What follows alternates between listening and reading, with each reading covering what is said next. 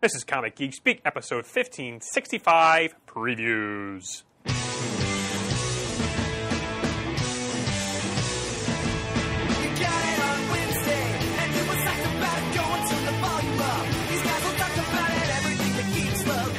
Laser beams, opinions like the seasons and everything you read in comics, movies, games, toys, artists, comic Geek Speak, comic Geek Speak, comic Geek Speak,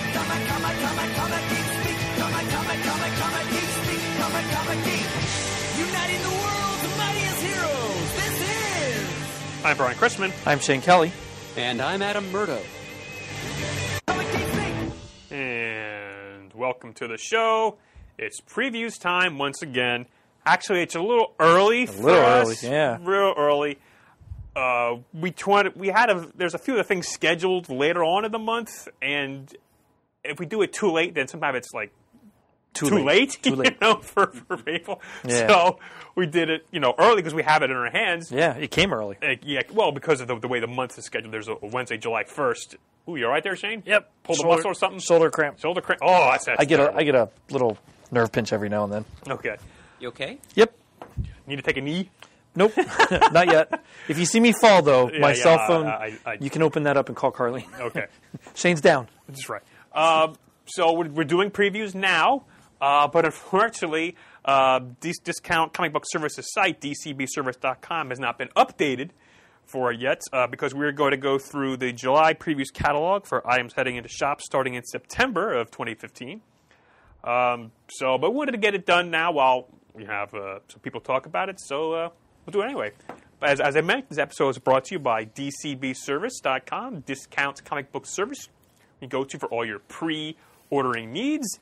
And as always, when you pre-order any DC, Marvel, Dark Horse, or Image book, they are right away 40% off the cover price. And they do sometimes run specials of sometimes 45, 50, and even up to 75% off cover price. Ooh. They also do run a lot of bundles where they'll bundle together certain themes like, variant covers or certain companies like sometimes Valiant Books for a discounted price. So always check their site for their specials, for their bundles, because a lot of times also in their specials, if they have overstock of previous month's books, you can find them in there very cheap. Sometimes I've gotten books as low as 70 cents. That's awesome. So check that out. And so there you go. Discount Comic Book Service, dcbservice.com. All right. Well, we're going to jump into the catalog here. The first thing that caught my eye, though, just to talk about it a little bit, is the Halloween Comic Fest for 2015. Actually, Halloween this year, October 31st, is a Saturday. Uh-oh. And, well, that sort of corresponds to when they have Free Comic Book Day on Saturdays. Sure. So this has been, I guess it's the fourth annual Halloween Comic Fest, where it's sort of like a free comic day. Yeah. Comics participating stores. They will, get these books to hand out to kids as like a, trick or treat. And, there's several different companies taking part in it, whether it's a full-size comic or a mini comic or other little things. But when we were down at HeroesCon, Murdo and I, we talked to Jamal Eigel about this first book here, Action Lab Actionverse Special, where Actionverse debuts. They are having a universe of their creator-owned superheroes getting together and having a big crossover, and this is sort of the kickoff. See Molly Danger right there on the front. That's awesome. Mm-hmm. And, Aspen, Archie Comics, DC has a couple of titles. And DC's top secret, as it usually is, for their solicitations for it. I think not too long ago, I think in the episode we were talking about like go-to writers or creators that you buy anything. I think Chris mentioned Brian K. Vaughan and brought up the Oath Doctor Strange. Well, that's one of the Marvel Comics giveaways. And, of course, there's also mini comics from Action Lab, the Garlics, there's some Archie stuff. So check out and see if your store is taking part in that. Again, Saturday, October 31st. Again, it's another great way to get kids into comics and into the comic stores as well. Oh, nice. A Grimm's Island by Dark Horse. Oh, yeah. It's Art and Franco, right? Yep. Awesome. Excellent. All right, so we're just going to jump into usually the start of the book here at Dark Horse Comics. So anybody have anything jumps out from Dark Horse? Well, at first it just struck me as odd, and maybe I missed it last month in seeing it. It seems like so long ago when I looked at that. But they had Dark Horse sectioned off to different genres for the last few months or so. Okay. And this month it looks like, and maybe it's because it's Halloween, more Halloween specific. When are these coming out? September. Oh, September, right. They have a lot of the Buffy stuff right up front, whereas before that was more towards the back. Okay, yeah, it's not even alphabetical order, so No. that was my next thought. just a little bit odd that they're just mixing it up how they solicit stuff. Yeah, I think the Halloween hook may be the explanation, Shane. Could I be. think you hit on it. Could be. Elf Quest number 11, the final quest, so that's a new issue of that coming ongoing. Oh, I thought that was a 12 issue for some reason. Here's another on page 51, Mirror's Edge, another prequel to an upcoming video game. I think the Dark Horse does a good job of those. Page 52 has Tomb Raider Volume 3. I actually wanted to get the first 1 and 2 of that and read those. Rebels number 6 is on page 55. That should mean a trade comes soon. Whoop, whoop. Right, because it says the first arc draws to a close. That's right. Probably, I would think, maybe next month's previews. I hope so. Well, you're not. You got the first. I got the one. first issue, yeah, but I want to get the trade. Okay. I wonder if a lot of Or the people, hardback. A lot of people. I don't want to say bad because I like it that way. For things that are not my normal monthly things that I get, I prefer trades and hardbacks. Okay. Ben prefers trades in almost everything, which my son, which is crazy to me because at his age I loved floppies, but it's the way it is these days. He sees all the trades I have, he reads some stuff, and he wants trades. That's just how I prefer it, and that really goes for almost anything, even in Marvel especially, like the Hawkeye series that you love. I like the trades. The Daredevil series that Mark Waid did, I got all the hardbacks to that. I just prefer it because everything is so written for the arc. When I would order, say, like 30 books a month, I never get to read all of them in 1 month. I know that sounds crazy to everybody, but I don't. I'm right there with you. So then if I get time to read something, I pull it off the shelf and I read the whole arc at one time. Or I just do a massive binge and read, a dozen issues in a sitting. And I used to do that too, but I haven't even been able to do that. It's so much easier for me to carry around a trade or a hardback and read that when I'm at appointments or practices. As far as problems go, these are good problems to have. Absolutely. And I like the way they look on bookshelves. That's my big fancy library, is a bunch of like trades. having a bunch of short boxes and loose books all over my house. So what are you gonna do? Or having odd issues. I'm going. That can be worth a lot of money, like Batman 4. That whole thing. That's crazy. That's still crazy to me. On page 71, here's the Usagi Yojimbo Saga Volume 5. I thought we did it was Usagi. I thought Usagi? It's a hard G, yeah. It's a hard G, Usagi. And I said Usagi? you did, and that's okay. That could be. I'm backwards a lot. It's a Volume 5 trade paperback and the limited edition hardcover. I know I said it when the first 1 or 2 came out. I always wanted to read that all the way through. A neat BPRD neon sign on page 76. I would love to get some of that stuff. Look great in your big comic room. Yeah, you're not kidding. Goes well with Jamie's messenger bag that I got from Shauna. Oh, that's right. Yeah. I think it's the same Same logo, symbol, yeah. right? Yep. Same symbol, right. That's really all I had for Dark Horse, unless Mert has something, or you pants. A couple of things. Back in the spooky early pages of the Dark Horse section this time. Page 42, we've got a trade paperback of a Mike Mignola written and Ben Stenbeck drawn Frankenstein miniseries, Frankenstein Underground. So that's not hitting shelves until November 25th. So not quite in time for Halloween, unfortunately. At least they got it in the book in time for you to order it while you're in a Halloween mood. Pages 56 and 57, Dark Horse has given a big 2-page spread rollout to this one. An ongoing series called The Paybacks, which is about a team of down-on-their-luck superheroes who have turned debt collectors and repo men collecting from their fellow colleagues, superheroes who are in arrears on all their fancy high-tech equipment and Batmobiles and things. I'm not sure. It sounds like it'll be funny in the short term. I don't know if the joke has legs necessarily, but I'm willing to give it a try for a first issue.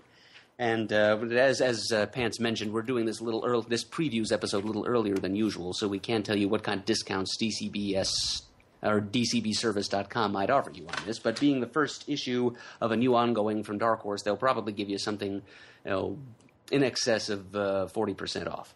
I would certainly think so, but again, Yeah, I don't I want would to put think. words in their mouth. Or, Right.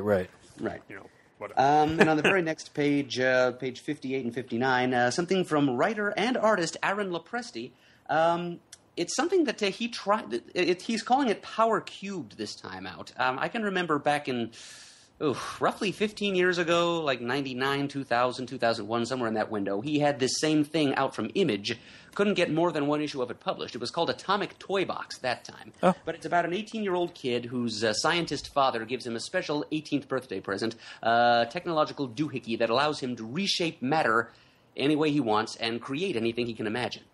Pretty cool gift to get. Yeah. Yeah, And so Lopresti is trying a second time here, 15 or so years later. It's called Power Cubed. It's a 4-issue miniseries, and it's a Dark Horse this time. Yeah, because that preview image page there, or the preview page there, with turning a staircase into a dinosaur, that's pretty good and pretty well illustrated. I like that. I like that very Sure much. is. Yeah. A lot of possibilities here. Yeah, absolutely. Brian, you got anything else from Dark Horse? Nothing else really. I mean, I just love seeing like the old Archie reprints. They have Archie Archives, Prom Pranks and Other Stories. I was in a trade paperback here. Collects all Archie stories from Pep Comics 22 to 38. Wow. Jackpot Comics 4 to 8, and Archie Comics 1 to 2. Value price $19.99, 240 pages. I just saw a Pep comic on somebody's wall. Wish I could remember where that was. I was to a bunch of comic stores last week when I was off work with the kids. Okay. And it was either in King of Prussia or at One Up or Golden Eagle somewhere. I saw someone had a Pep comic on the wall, and I was like, oh, wow. Nice. Oh, DC, All right, on DC. to DC then. You're killing me. Why are they killing it? Well, because I'm not so thrilled with the status of what they're doing with Superman, and yet they're shoving him in Grayson, which I love. So I'm going to have to get the bugger and read it. That's annual number 2? Yes. Yeah, I agree. I'm not fond of the Truth Superman back in his T-shirt and jeans with his stupid helmet hair, short haircut. Dumb Yeah. duty head. But yeah, I think I'm actually. I may borrow your copy, Shane. I think I'm going to pass on that particular annual. Oh, that's okay. I am loving Grayson. I caught up on issues 8 and 9. Still loving you it. did? Yes, I did. Okay, without saying it, do you know who is at end of issue 8? No, I don't. I can't You figure it don't? out. No. You haven't listened to our Heroes Con wrap-up. Right. No, I didn't. Nor have you looked at my sketches, who I used to get sketches of. Huh. The character I always got sketches of. That's who that is. Really? Yeah. Huh. That's interesting. I have to look at that again. I didn't know that I noticed that. Like that. Well, yeah. The only reason I know is because it was explained to me before I got the book from Tom himself. Okay. I mean, I didn't get when I got the book, of course, I knew it, but then he explained to me, he said he did it for me. It's like, well, you shouldn't have, but that's pretty cool anyway.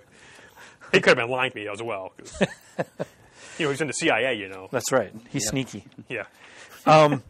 In the DC, the variants this month, because Lord knows they're doing them every month, Yeah, this month's theme is Green Lantern. for his 75th anniversary. Yep. I guess first appearance in All American Comics 16 for the Alan Scott Green Lantern. Right. Now, on page 82, I want to keep turning our DC reading listeners' attention Yes. to the Justice League United title, which is now written by Jeff Parker. It's got art by Paul Plétier, I see here. Definitely a plus. And it's become kind of a Secret Defenders Justice League title because it's got wonky, weird combinations of characters in every issue as they go on missions of multiversal importance. This issue has a team between Steel, Robot Man, Batgirl, and Vandal Savage. And it's featuring the return of a legendary DC Comics hero, we're told. So once again, those of you who are intrigued by the possibilities raised by the end of the Convergence miniseries, this is the DC ongoing series where those possibilities are most likely to be explored. So keep your eye on Justice League United. Thank goodness I'm getting that already. Vandal Savage. Yeah. Now, is that Steel the John Henry Irons Steel? I don't know. I don't know if we've I don't even know. seen any version of Steel in the post-Flashpoint DC universe at this point. So it could be like Hank Haywood, too. For all Yeah, Yeah. it could. Because I thought he was in... World's End or something like that. Oh, boy, I'd have to go back and look at More that. you know. Justice League 3001, number 4. I read the first issue of 3001. Still loving it. And we've got Mirror Master 3001 this time. Yes, sir. And a whole bunch of Starros. Nothing wrong with that, too. On page 96, they're putting Grayson into Midnighter. I'm not so sure if I'm going to get that one. Well, Midnighter's been playing a pretty big role in Grayson. He has. But Been sort of a thorn in his side, Grayson. Yeah. he sure has. Just don't want to buy another book. Well, you don't have to. I probably will. Prez, number 4 on page 99. I'm not reading it yet, but I did have a little anecdote. When I went to Golden Eagle and picked up a couple things the Wednesday of the week I was off, I got a bag full of goodies, and inside was a Perez bumper sticker. And it had some kind of tagline like, fixing the stuff that's broke now or something like that, but it was kind of cool. Well, it's good they're giving away a lot of this stuff for it's called a DCU. Is that what it's this? Yeah, something like that. Because, As in YOU. Yeah, Right. Right. YOU. Right, I'm sorry. Yeah, because when I picked up a couple things before I went to Heroes Con, and they gave me in the bag a Bizarro tattoo, which of course I did have a Bizarro Okay, tattoo. I gave that to Mert, of course. And I had That's in my possession now. Thank you, Brian. Oh, you're very welcome. I had a We Are Robin tattoo as well. Okay. I had a Daily Planet newspaper page. I saw that. I think that was it for the DC stuff, but yeah, that was cool.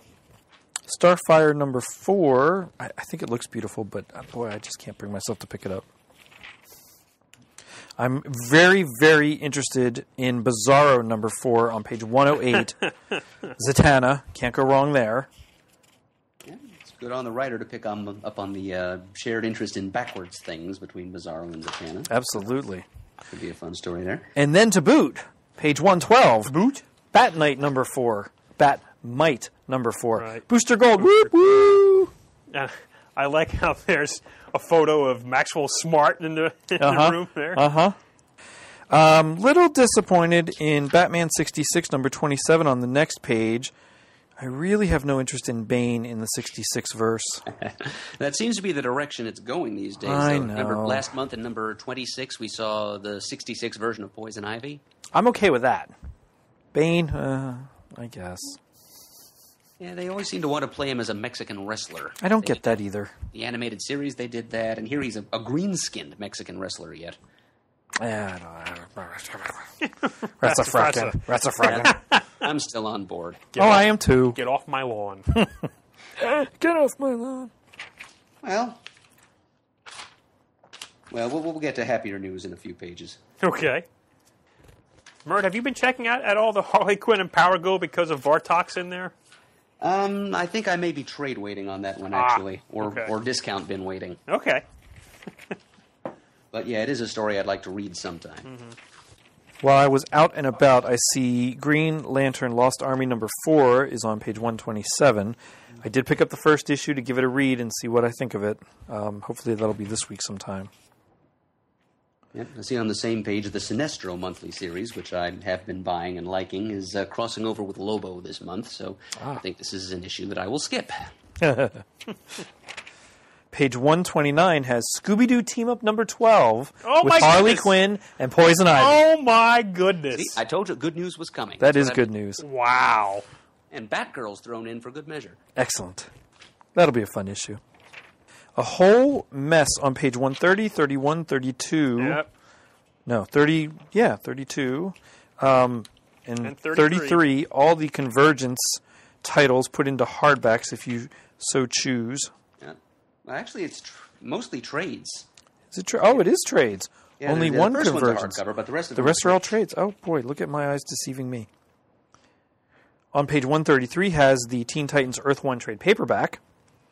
Now, that's the only one in the hardback that I have to read yet. I've read Batman 2 and Superman 3. Loved them both. Earth 1 Earth series. 1 Volume. volumes 2 and Okay. 3. All right. Loving them. Oh, okay. Very good. A lot of fun. All right. Page 135 has Batman Adventures Volume 3. Excellent, because I have the first 2 of those. Robin Rises number 7. I'll have to order that because Ben is devouring those trades faster than I can care to buy them. Not that that's bad, but Right. whew, boy, 4 in a week. Oh, Yikes. man. Yeah, he read them all. Neat Golden Age Batman Omnibus on the bottom of 135 as well. Yeah, I heard they were doing that. Eye-catching Darwin Cook cover on this Oh, one. absolutely. 136 has Blackest Night Unwrapped Deluxe Edition hardcover. Now, I have the Unwrapped Hush, and I enjoy that, but I like that storyline a lot. Did they call it Unwrapped? They did. Okay. Which is basically it's the pencils. Right. And it's not quite in the format of an artist edition or anything like that. It's not quite that large. It is a little bit larger scale, at least the one I have.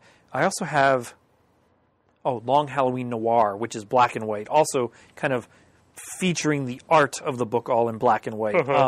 I like the Hush one a little bit better than the Long Halloween Noir one. But if you like Blackest Night and you like artwork, this would probably be a good thing to take a look at. And On the next page, page 137, we see DC's beginning to trade Birds of Prey. oh, wow. I missed Volume that. one. Yeah, this is pre-Gail Simone stuff. It's actually pre-ongoing series stuff. This Yeah. It collects nothing but a bunch of one-shots written mostly by Chuck Dixon when they were giving the Birds of Prey team concept a pretty thorough audition before. Yeah, they sure were. Also, there's a Manhunt 1 of 4. There's a mini-series thrown in there. Interesting. Yep. I was There just you go. going through that. I found my entire series of that in my box. Do you have issue 8 of Birds of Prey? I do. That's the only one. As I have the whole series of Birds of Prey slated to sell at some point, 8 is the one I kept. Good. And I have that with my Batgirl stuff. Good. Smallville Season 11 Lantern trade paperback. I want to pick some of that up and read it. Superman Unchained trade paperback for anyone who missed the series, or I think there was a hardcover already. Page 142 in Vertigo, Sandman Overture number 6, and the Followed- Overture Deluxe Edition hardcover, Yeah. which is kind of cool. Just had one of my son's friend's mothers, who I knew read Sandman years ago, say she was over at a comic store and picked up Sandman, but she didn't say what. I assume it's Overture of some kind. Okay. As soon as they bring that thing out in paperback, I am going to be all over high and tight. Hypothetically, let's say this was part of the half-off new trades, which I'm not saying is because I don't know. Would you get the half-off hardcover Murd? I would not. You would I not. would get it in trade paperback so that it would coordinate with all the other Sandman trades I already have. Of course, because you're all about the coordinated trades. Sadly, I would have to do the Sure. same in this case because all I have is Sandman trades. Okay. I do try to get the same printings of a series that I'm collecting in trade, just for uniformity's sake. Well, and some of my Sandman trades have different spine art for the different years that they were printed, so I have to replace a couple of them at some point because that is going to drive me nuts. Just like you, Murd, I like it all to look the same. Astro City number 27 has a great cover. Uh-huh. Oh, yeah. Yeah, all you Astro citizens out there, especially people like our friend Chris Murrin who are Imp fans, who are big into Mr. Mixus Pitlick. I can say it backwards easier than I can forwards. And Say it backwards, then. Kiltipsism. Of course. Holy cow. Kill Tipsy's in. Yeah, Astro City goes down that route here. We see the secret origin of American Chibi, who is a character we've seen in Astro City before, and the entire darn Chibi world, including the Chibi Honor Guard. So let's just see Kurt Busiek's take on the imp idea. Now, page 150 has yet another badge in a prop kind of thing. Arrow's Starling City badge. God, I wish I had disposable income for this kind of crap. That would just be neat. It's not crap. It's neat. Neat crap. I love the Harley Quinn statue below it, too. Next page has an odd selection of figures, in my opinion. As much as I have to read it yet, and I'm sure it'll probably be pretty good because, I love the Earth 1 Batman and Superman volumes. DC Designer Series, Terry Dodson Teen Titans Earth 1 figures of Cyborg, Starfire, Raven, and Beast Boy. I don't know. In my mind, there's other figures I'd make first than those, but what do I know? I don't work there. Okay. Page 153 has Batman Mask of the Phantasm 2-pack. That's kind of cool. In their 6-inch Batman animated series. Oh, my God. $45. It's a little That's steep. why I won't be getting it. On 154, reordering the first series of Batman animated figures, you can get the Batwoman, Catwoman, Joker, and Robin again. God, I know. $25 though. You know what? I think we had this discussion before. I think didn't we? Well, we might have because that particular version of Batman that you see on page 154 with the black chest crest, Right. that's the one I wanted. And I hemmed and hawed, and I didn't do it. I didn't pull the trigger, never bought it. When we were down in Bethany Beach for the day, we were at a comic store right in the shopping center of Bethany Beach. I think it's called Comics and Gaming. Nice store, great selection of trades, had a huge wall of pop figures, and they had one of these Batman figures from the earlier release of it, and I picked it up, and it's going to hang right on my wall. This is one I probably won't open. It looks so neat in the package the way it is. I don't do that often with figures, but I'm just going to mount that sucker right on the wall. And I paid the $25 because, again, that's the one I wanted. Okay. Well, good for you then. On to IDW. Absolutely. Onward and upward. Yeah, how about this Artifact edition? Yeah. If you read it, it differs from an artist edition. It The does. Artifact edition is original art, scanned from the actual art in color. Having all the blue lines and editors' notes. Tape marks. Right. The only thing is that it's not necessarily a full story. Right. It's a selection of pages. Now, this is pretty impressive, though, the pages that you're showing right from here from Star Wars, from the Marvel series back in the 70s. Sure is. Howard Chaykin, Carmine Infantino, Tom Palmer, and others. I'm, But it says it's mainly from the first 10 issues of the Star Wars comic. I'm undecided about that. I looked at it and, started the, but I don't know. It says, if you look at it quickly, it says, "Splease inquire," or because of the dollar sign, "Please does. inquire." That's funny. It does say that. Spleeze. Shane's got a spleeze all over it. Oh. No, that's spew. Anyway. Moving on. Page 161 has Atomic Robo. I always loved Atomic Robo. Murd? Sorry. Moving on. Sorry. Still means nothing to me. Oh, Shane, a new Danger Girl mini. Yes. That was kind of exciting. I'm glad to see that title still around. Renegade 1 of 4. I'm glad that they're doing something with it. Oh, I just noticed page 165, the Star Trek Green Lantern crossover. Larfleeze on the cover. Whatever happened to Larfleeze? I have no idea. He had his own title for a while, or at least a special. I think he did have. Wasn't Keith Giffen writing that? Yeah. It was. Oh, I can't remember. I think it was Scott Collins doing the artwork, even. Huh. Mercy. And this is post Flashpoint too. It's a new 52 series, but it is long since discontinued, and I've kind of fallen out of touch with the Lantern sector of the DC universe, so I don't really know where he is right now there. But if you need a Larfleeze fix, apparently IDW is where you need to go. All right. Dum dum dum dum dum dum dum dum dum dum. He's Star Trek. That's right. It took me a split second. What the hell is he doing over there? Got something pretty toothsome here on page 185. It's a big hardcover collection from Yo Books, editor Craig Yo, whom Pants and I saw speak at the Inkwell Awards at Heroes Con. It's a Walt Kelly collection. It's a collection of some of his early comics work, comic book work, adapting various fairy tales, and even telling a few original fairy tales of his own. This is like late 40s, early 50s material. 304 pages of it for $39.99.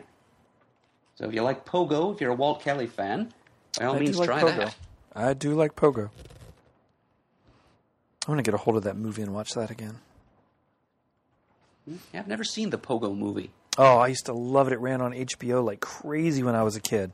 Oh. God, I watched it. Oh. Yeah, things like Cannonball Run 2 and Gremlins ran on HBO like crazy when I was a kid. Both good. I still prefer Cannonball 1.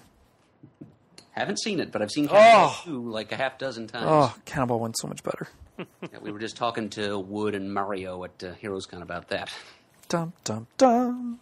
I have a strange and backwards childhood. I always wanted to be Captain USA. Oh, Dom DeLuise.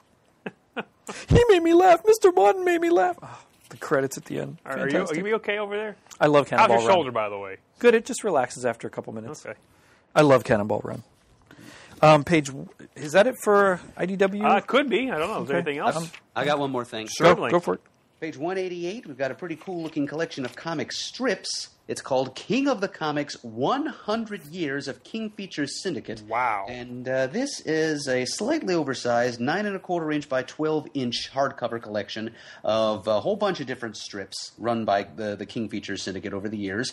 Crazy Cat, Popeye, Flash Gordon, Beetle Bailey, Blondie, Prince Valiant, Hagar the Horrible, Barney Google, Snuffy Smith, Baby Blues, Mutt and Jeff, Zitz, something contemporary there, Juliet Jones, Buzz Sawyer, Steve Canyon, Bizarro, not the Superman Bizarro, but the sort of the avant-garde gonzo strip Bizarro, High and Lois, Maggie and Jiggs, Johnny Hazard, etc.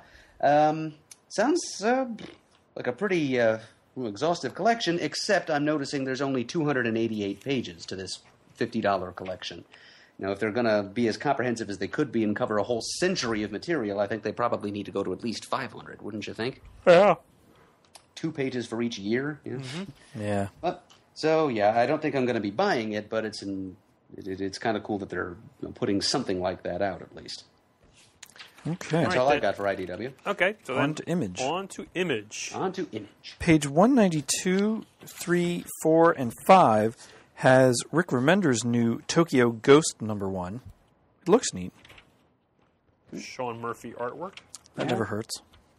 Yeah, and I really do dig the premise here. It sounds like it's kind of a scathing societal commentary about the disproportionate role of technology in everyone's lives and how we're all becoming tech addicts. And it's inspiring that one of the most tech-heavy countries in the world these days, Japan, is being portrayed as the one that goes back to nature first. That sounds really cool to me. But I got to say, the artwork for me is a bit of a turnoff.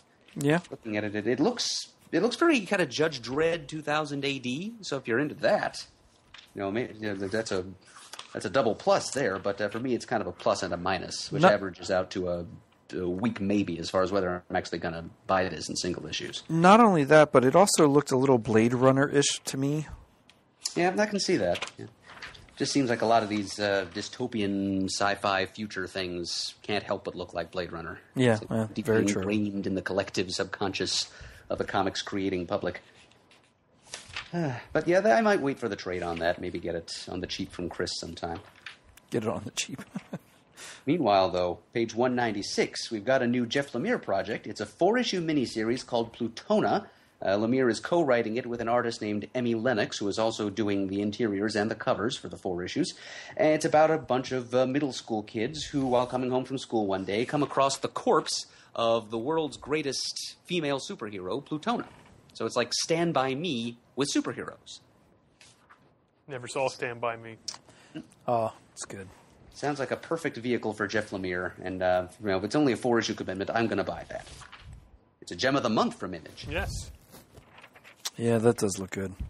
And the Stand By Me reference is also probably pretty true. I didn't think of that at first. It doesn't mention it in the solicit, but I think somewhere else in the previews catalog it does say like, Stand By Me with superhero. So I can't take credit for that. Yeah, take a little Well, credit. you could have, but Yeah, take a little credit. you're very modest. I'm an honest John. Page 217 has Airboy 4 of 4. I picked up the first issue. I found one, so I'm going to read that. I did open the first page, though. Just like the Shazam Son of a Masterman. gun, yes. But Chris is in transports of joy over that book, so I think we all really Yes. need to read it to make him happy. Make that a standalone off the rack well, sometime. I've read it, and I'll just say this about it: if it's, and I'm assuming that everything is honest, that it's not fabricated. If that's brutally honest storytelling. Yeah. And wow, I can't wait for issue 2. Wow. Really, really good. Really stylized artwork. Very Yes, it moody, is. very colorful. Very, very good. And I guess I got it because of the description, which sort of said it was very meta, which it is, and very interesting book. Okay. Page 219 has Jeff Lemire's... Before we go too much further... Oh, go ahead. I'm sorry to interrupt, James. No, Before it's we fine. get too much further ahead, I wanted to jump back to page 210. An original graphic novel. It's really only 96 pages long, so it's like an extra-sized one-shot, really. It's called Virgil, and it's kind of a blaxploitation cop drama set in contemporary Jamaica. And it looks kind of gritty and interesting. Like I said, it's got kind of a... artwork brings across kind of a blaxploitation feel. It's 96 pages for $9.99, which when you consider that 1/3 of that sells for $3.99 these days, it's not such a bad deal, and it seems to play to my taste. So I think I'm going to try it. Cool. Okay, sorry, Shane. No, that's fine. I lost my page. Darn, there it is. 219. I saw it on the Plutona page that we just looked at. Descender Volume 1 by Jeff Lemire. I wanted to get that when it was coming out. The volume, now that it's a trade, interests me a little bit more, so I might pick that up. 6 issues for $9.99. That does not hurt at all. I'm sure. That does not hurt at all. Odyssey number 7 has the Image logo in an interesting spot. That's all I'll say. That's on page 220. Yeah, there's some Moving interesting on. cover effects going on this month as we continue to turn pages. Yep. Oh, yeah, check out page 227, for example. There's 2 things there, like Sex number 24 by Joe Casey and Piotr Kowalski. The cover is done in the format of the original, the official handbook of the Marvel Universe entry. Sure. The character, right down to the typeface. And I've read a few the official handbook of the Marvel Universe entries lately, and so I know I'm still not going to be tempted to pick up this series at issue number 24 just for that, but it's a cool idea. And look on the row below that, Yeah. Sex Criminals number 14, rated M++++++++++ for very mature readers. Sex Criminals number 14 with a Katie Cook. XXX, not safe for work, not safe for home, not safe for anyone. Oh my God. That's definitely an order. I mean, I get the book anyway. I'm very much enjoying it, but sure. And Katie Cook. Our yeah. friend Katie, who does all the pony artwork and the Muppet artwork and the cute Star Wars artwork, she's drawing something pornographic for this.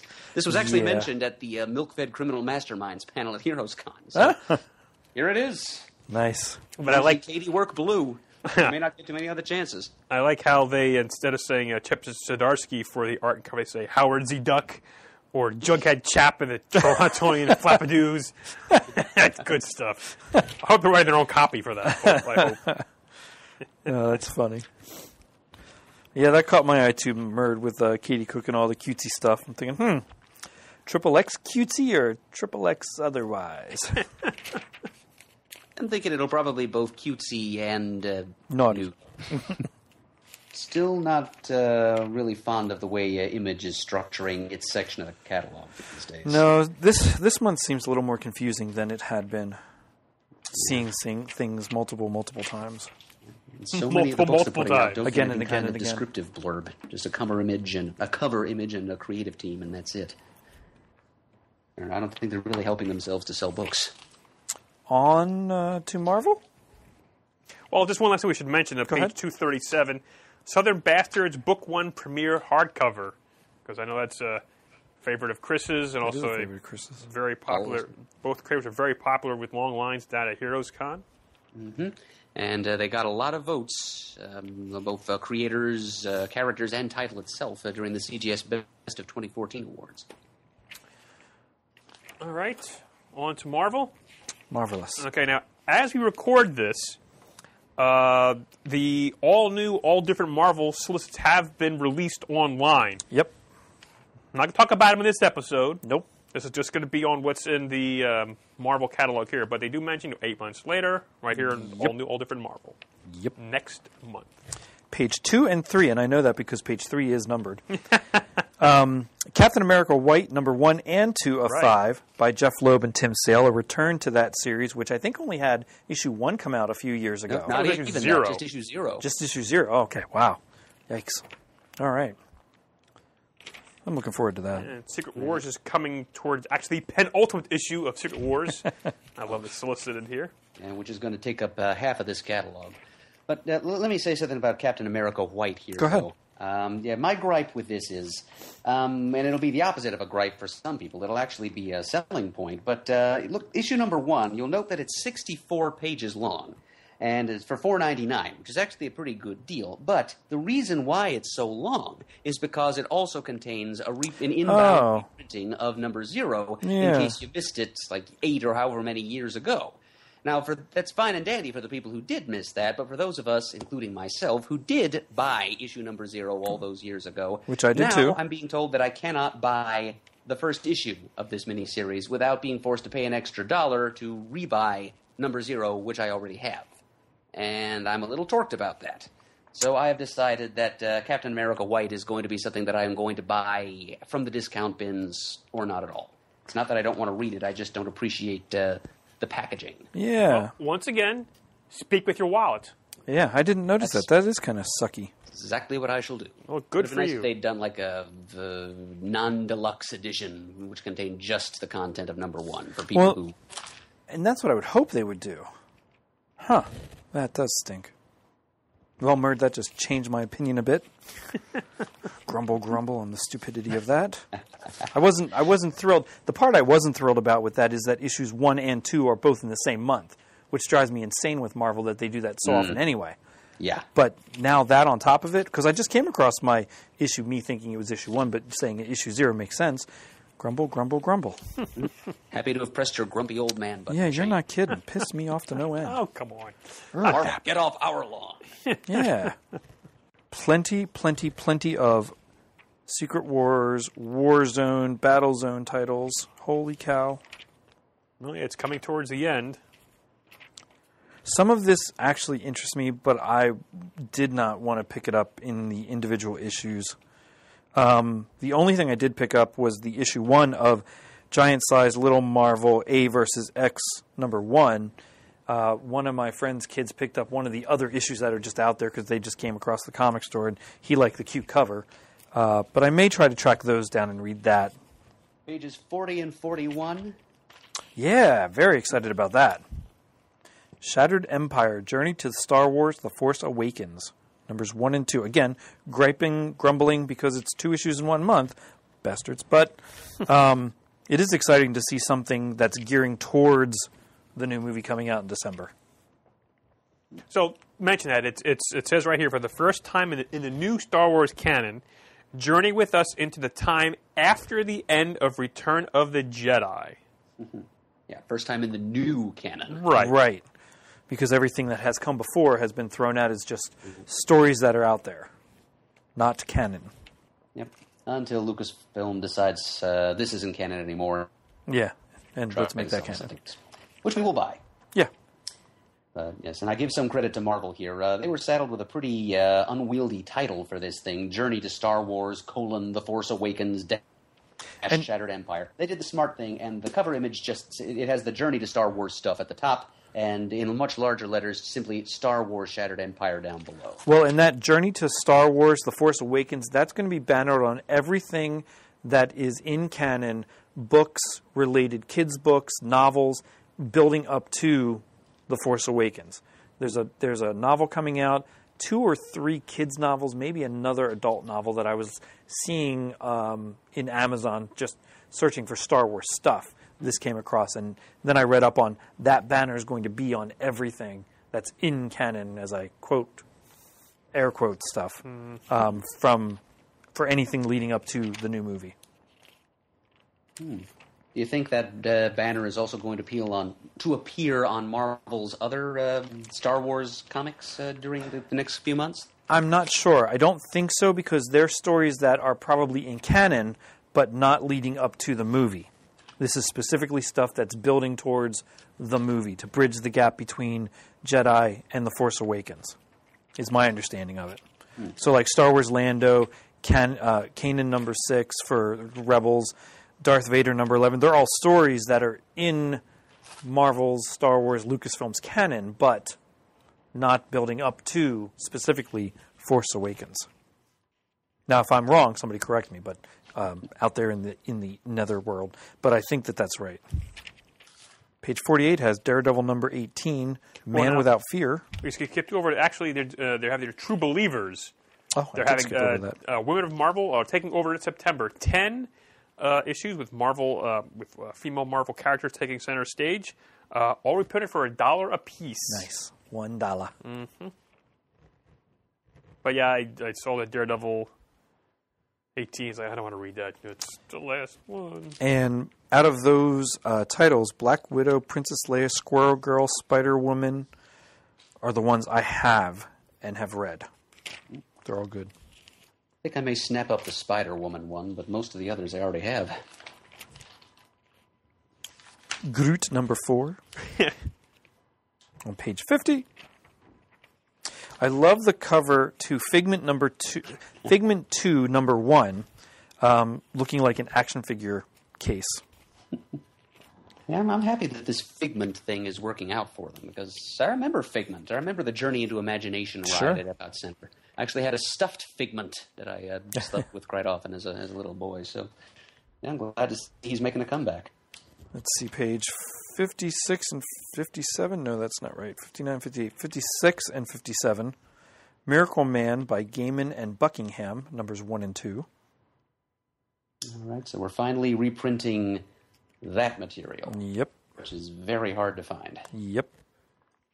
I like the hardbacks that they're putting out of that. I'll probably just wait for those instead of getting issue by issue.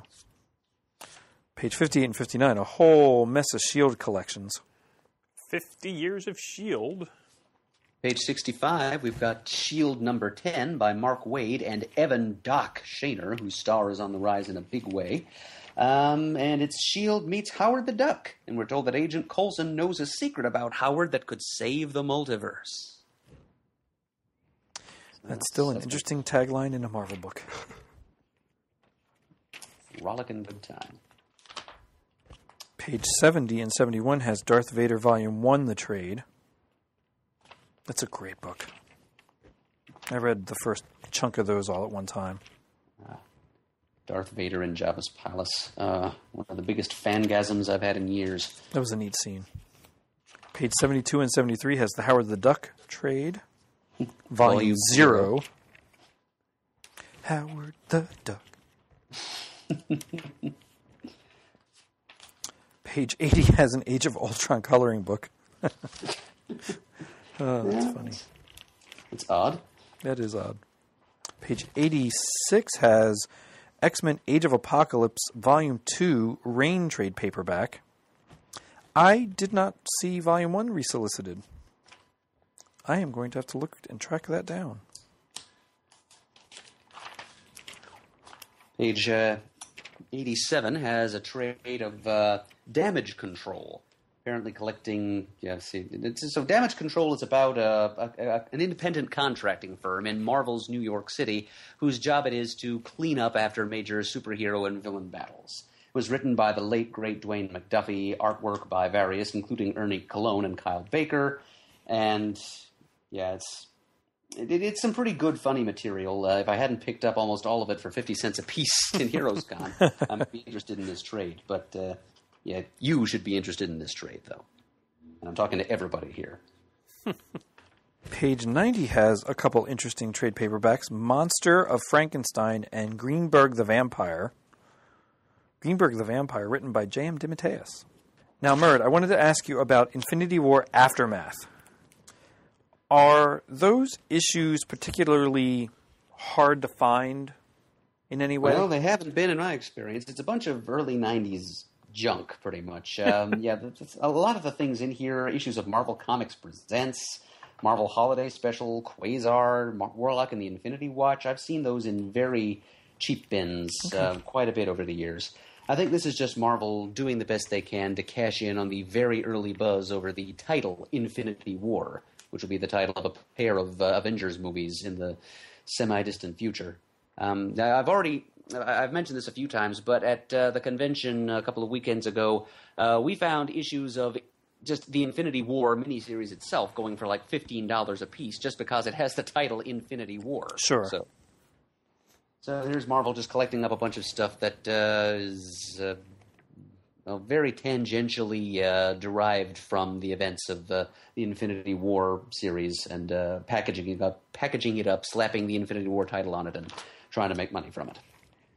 That's my take on that. And that looks like it could be very true. The inside back cover has another neat little cover for S.H.I.E.L.D. With Phil Coulson as a toy. And build your own Deathlock figure. Phil Coulson's number begins with 007. No, I didn't even notice that. He's the Supreme Commander. Is that what it says? Special Ops Supreme Commander. Build a Deathlock figure. The 007 made me laugh. All right. On I've to got, the rest one of the more. book. One more? One more Marvel Oh. thing from me. Certainly. Back on page 89, we've got the first volume of a series of paperback collections of Man-Thing comics by the late Steve Gerber.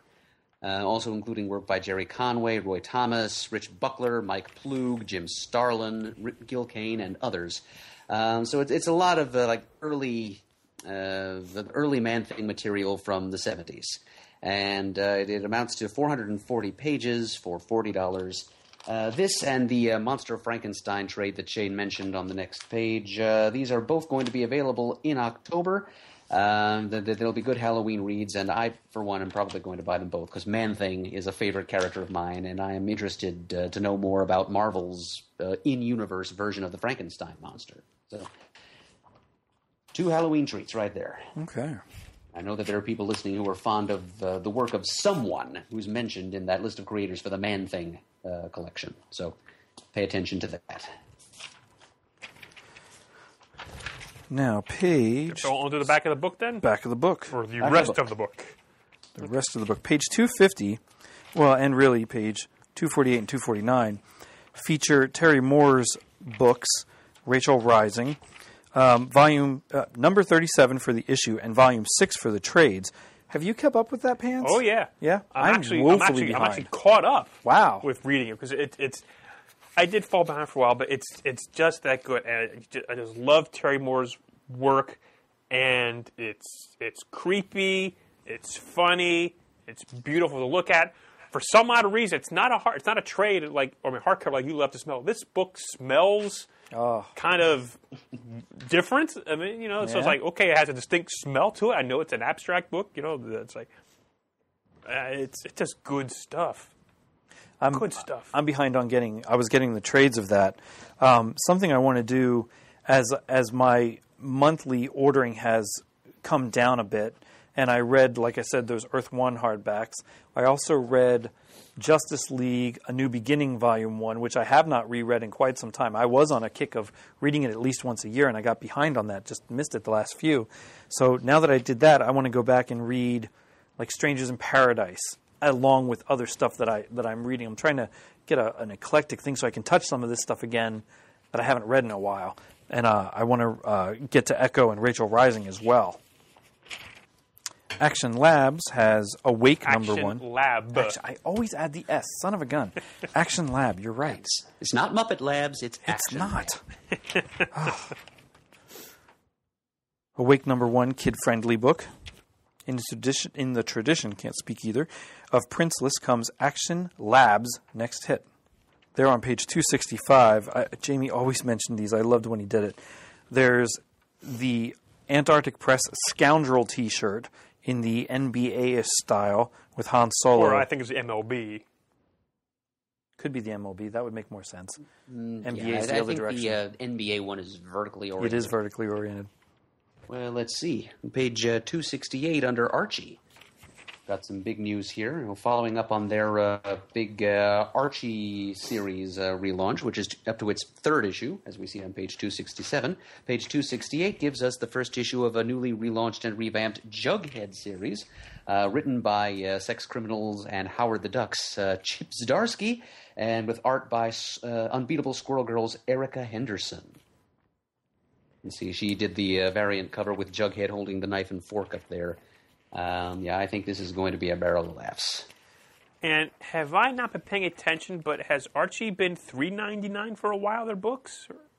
I kind of wonder if that's probably a new thing. Yeah, I was thinking that's a new thing. Okay, I don't know. I was when I think of Archie, I think of also, not that expensive books. There's nothing wrong with, that, but it's like...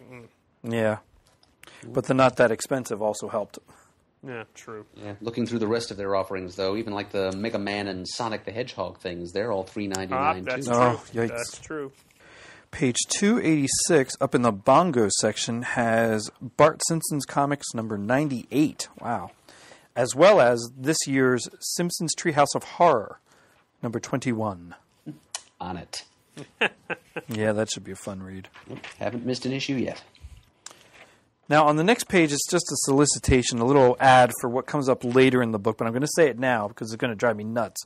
Page 288 has Art Asylum's Muppets, God, what are they called? Mini-Mates. I'm going to pass on these like mad. Okay. I don't like them. I'm kind of surprised. I know.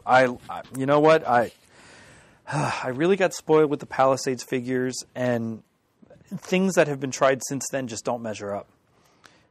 I would take Lego Muppets before Mini-Mate Muppets. But that's They because... kind of remind me of the Sesame Street Play School people from years ago. A little bit, yeah. They do. Nah. Okay. Pass. All right. Tick me off. Well, I guess we're into Boom Entertainment here. Page 290, we've got the first issue of a new Wild's End miniseries. This is a Dan Abnett-created property, and it's about a bunch of anthropomorphic animals living in Victorian England having to fight off a bunch of lantern-shaped War of the Worlds type tripods. And so that was a 6-issue miniseries from Boom some time ago. This is the sequel about what the British government does to try to suppress the whole event. That was... I did buy the first miniseries, and I may do the same with the sequel. Haven't decided yet. Now, I missed that the trade had been solicited for that first series, but I see it's offered again here on 291, so I may pick that up. Page 292 has Jim Henson's The Dark Crystal Creations Myth Volume 3. I have Volumes 1 and 2, so I've been waiting for Volume 3 to come out. And then on page 293, we have a 6-issue miniseries giving us a variant comics interpretation of the Macbeth story. It's called The Third Witch. So Shakespeare buffs give heed. 296 has an interesting offering. Peanuts, a tribute to Charles M. Schultz hardcover, advance solicited for October, $34.99, 128 pages, and a whole slew of creators. Just looks phenomenal. Yeah. Speaking of slews of creators, on page 298, we've got The Amazing World of Gumball 2015 Grab Bag, which is a bunch of comics based on the Cartoon Network series The Amazing World of Gumball by a whole herd of different creators. It is $4.99 for a 32-page issue, though. And I don't like The Amazing World of Gumball at all, so I won't be buying that. But still, if you do like it, it may appeal to you. Now, Mert, I'm up on page 312. If you have something else for Boom or anything in between, go right ahead. I'm up at Cartoon Books with another edition of Out from Boneville. Never hurts pimping that out. Not only did Ben read that multiple times already, there have been times when I'm talking to some of his classmates or other parents in his school, and they're looking for something to read that could get their kids excited to read. And I always recommend Bone, anytime. Well, during the last soccer season, the spring season, one of those parents came up to me and said that her 3 boys have been reading Bone based on me telling her, saying, hey, pick this up and give it a try. So that was very nice of her to come up and tell me that they love it. They're anxiously awaiting every volume when they get through with it, so that was cool.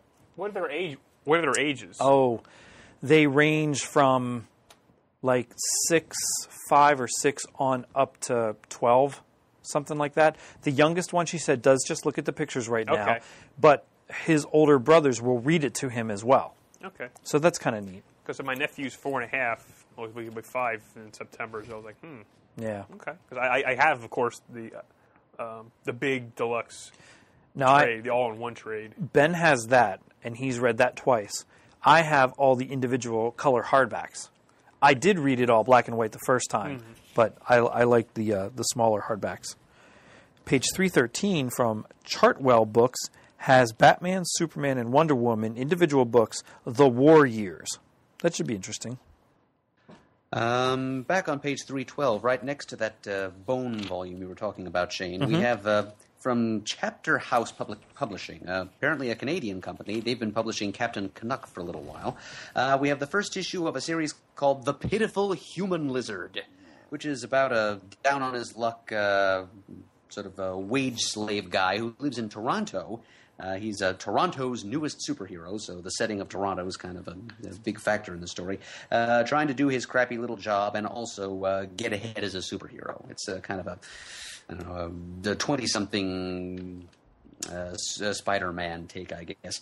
I'm liking the cover art I'm seeing here, kind of a Silver Age pastiche, and it's 52 pages for $3.99. So That's a sure. Good number of pages. Toronto setting, kind of a Spider-Man riff. 52 pages worth of it. I'll certainly try that for that price. Now, up in Dynamite, on page 319, has Aliens and Vampirella number 1 of 6. That's not a combination I would have thought of, but then again, I would have never thought of, what was it, Archie and Predator back in Dark Horse either, so can't be might not be bad. Yeah, I think it actually stands a chance of being pretty good, actually. The few sample pages of artwork I see here, I like. They're by someone named Javier Garcia Miranda, of whom I've never heard, but his work is speaking for itself. And it's written by our friend Corinna Bechko, who is married to our other friend Gabe Hardman, who provides the cover for the first issue.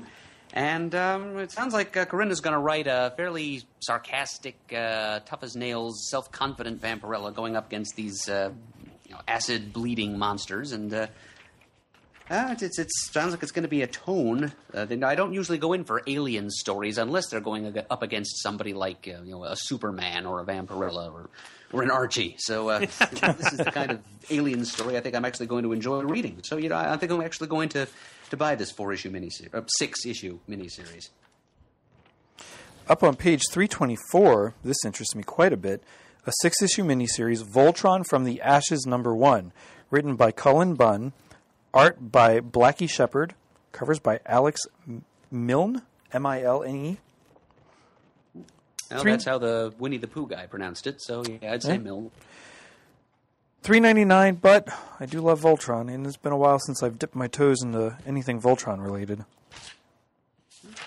It's been a while since there's been anything Voltron-related into which you could insert your toe. This is true, too. And Cullen Bunn is writing it. So yeah, that can't hurt at all. On page 331, there is a Robotech Voltron trade paperback, issues 1 through 5. I did forget that was out there. Page 334, Devil's Due is kind of on the road to recovery here. They have apparently acquired some of the defunct First Comics library of material, and they are now publishing a trade paperback of the very early Charlton Comics run of Joe Staton's E-Man character. Yeah, I've heard a lot about E-Man over the year. Apparently, he's like a sentient packet of energy that at some point gained the ability to assume human form and decided to use his/its energy-based powers to be a superhero. It's fairly lighthearted fare, from what I know of it. And so this is like the first 10 issues of it ever produced through Charlton. And it's all in one handy little 212-page softcover package for $27.95. That might be worth a look. And below that, we've got a mini-series called Public Relations about a cubicle jockey who is secretly the prince of an other-dimensional magic realm and who invites one of his coworkers on a date to his father's 50th birthday in this magical realm. It's written, or co-written at least, by Matthew Sturgis, a guy who used to collaborate with Bill Willingham on some things for DC, including the Shadow Pact series. The artwork, on the next couple of pages, there's some samples of the interior artwork, which actually doesn't look that good. But the premise sounds interesting. Page 343 through... it goes on. 343 through 346, we've got the new Double Take publisher, which I believe is... I think Bill Jemas, formerly of Marvel, has a hand in, doing a whole slew, like 10 different comics, all of which are sort of, but sort of not, set in the world of George Romero's Night of the Living Dead. Every solicitation is careful to point out that none of the film's creators are involved in this series. So some zombie survival horror stuff out there for those who delight in such things. In time for Halloween, once again. Now, Murda, as you were talking, I was looking through the next few bunches of previews. I'm up on 381, and I just wanted to mention Elk's Run 10th Anniversary Edition. Did either of you ever read that? No, I never did. Neither did I. No, Okay. I have not. Yeah, Might you be really something jumped far ahead. I did. I was thumbing through the stuff. Go right ahead. On the previous Back page, on go ahead. 353 under First Second, they're putting out some hardcover collections of they're like anthology volumes of comic adaptations of Aesop's fables, nursery rhymes, and well-known fairy tales. So that's one for fables, one for nursery rhymes, one for fairy tales, and all seem pretty good for younger readers. It's kid-friendly comics. It bears the preview's kid-friendly seal of approval. So if you've got little ones at home and you want to teach them to love comics storybook style, that's a good way to go.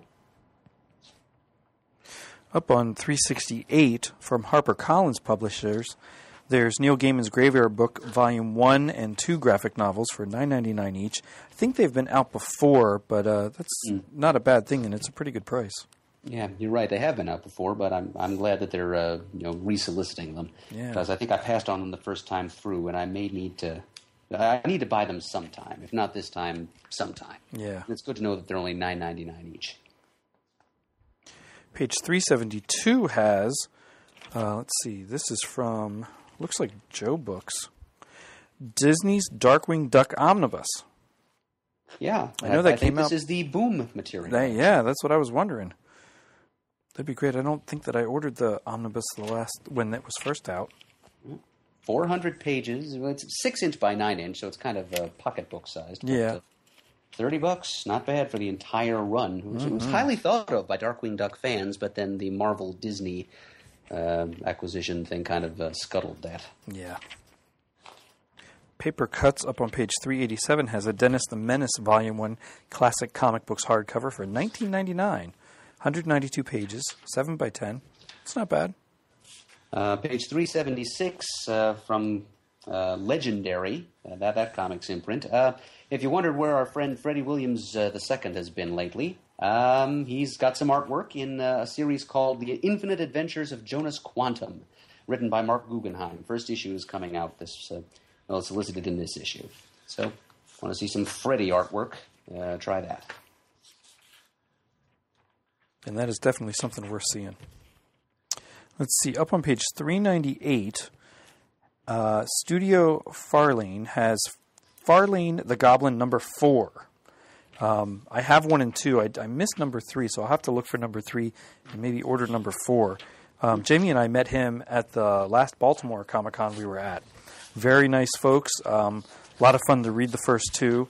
So if you have any interest or you've missed them, take a look. There's a Volume 1 trade paperback right below that for $13 that collects the first 3 books.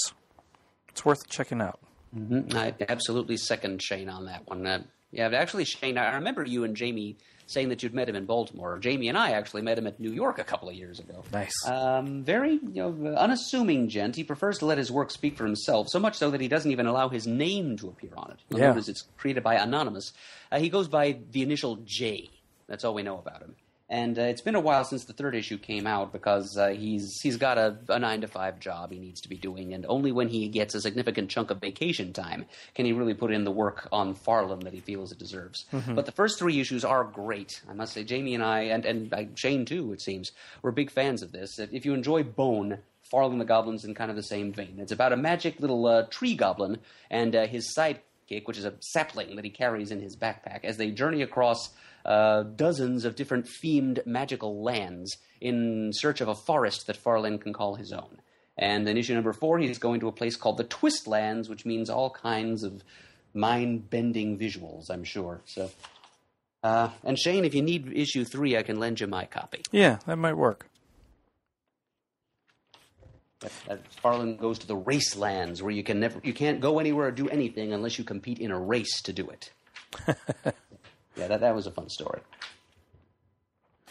Now, Pants, in Titan's books, Yes. interesting that they're taking the 10th Doctor and the 11th Doctor and starting a, quote, year 2, Well, number 1. That was the design from the beginning, as I understand it. Okay. I think it was like 15 issues where they published a couple months more than 1 issue a month. Mm-hmm.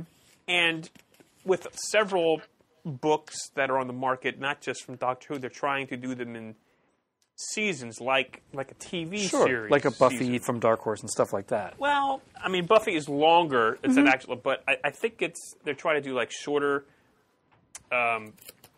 self-contained storylines that span over 10 or 15 issues, and it's not necessarily. I'm trying to explain it very poorly, but No, seasons. you're doing fine. No, just seasons. Yeah. That's interesting. I didn't know that was the take on it.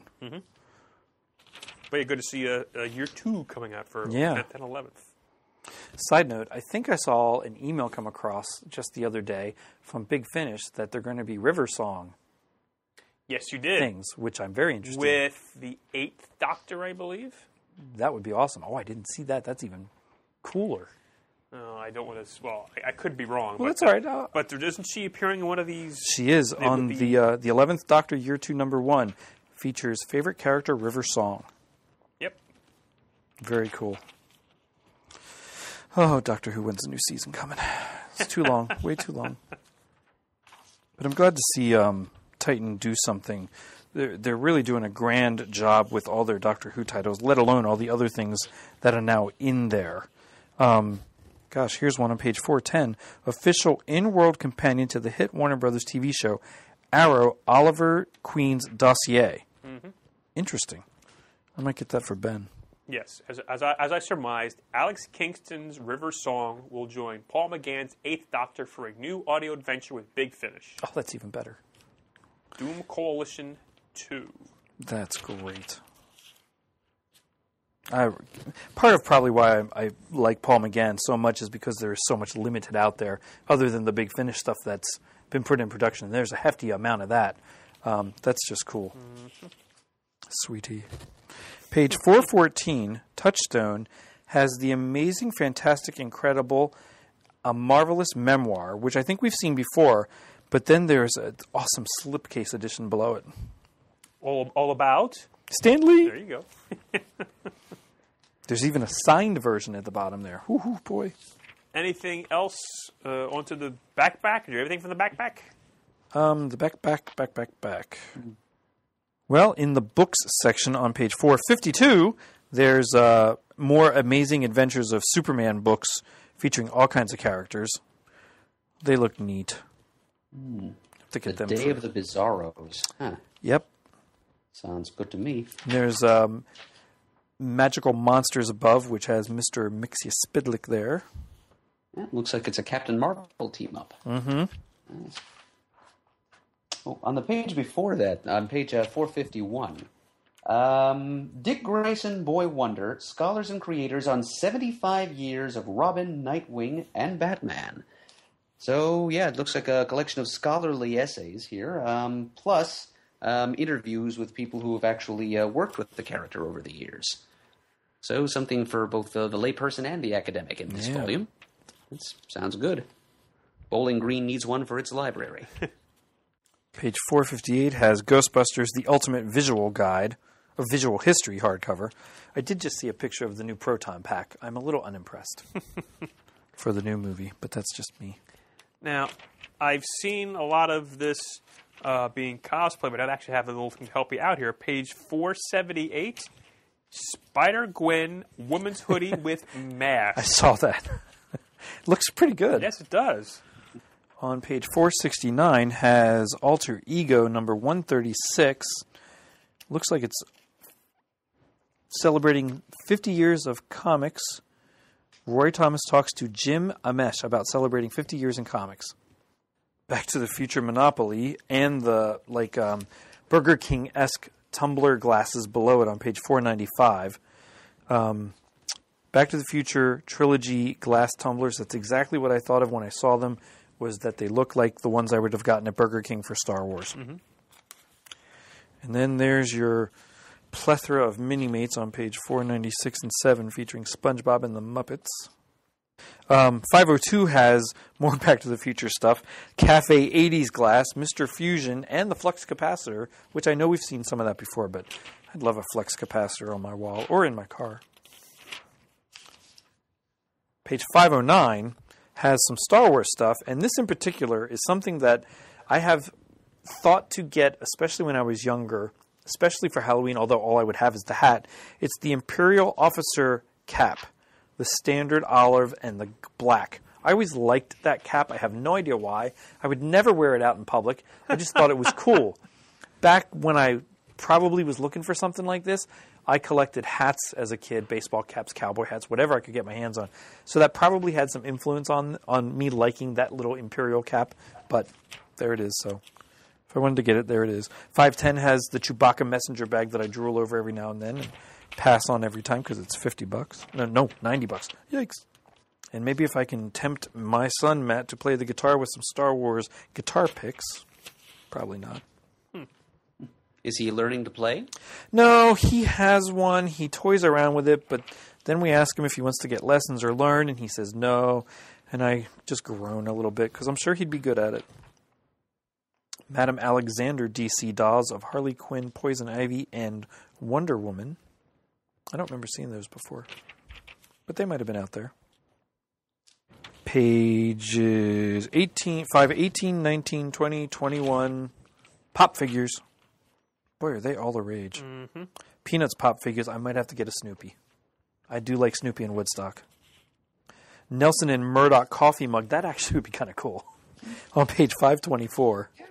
I like the design on that. It I actually do. looks like something a real law firm might have. It sure does. That's really all that caught my eye in the whole rest of the big back of the book. Okay.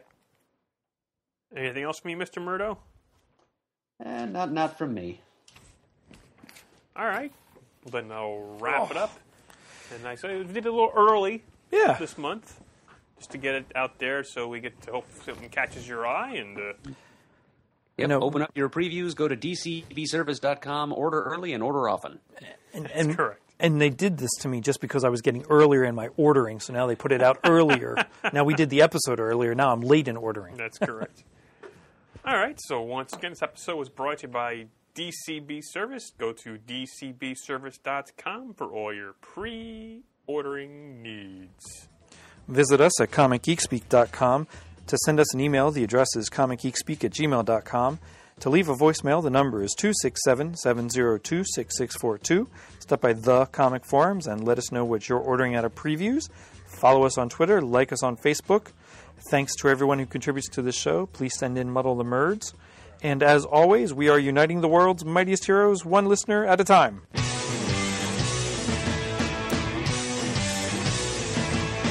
got it on Wednesday, and you were psyched about it, going to the volume up. These guys will talk about it, everything that geeks love. From cakes to laser beams, opinions like the seasons on everything you read. And comics, movies, games, toys, artists, Comic Geek Speak, Comic Geek Speak, Comic Geek Speak, Comic Geek Speak,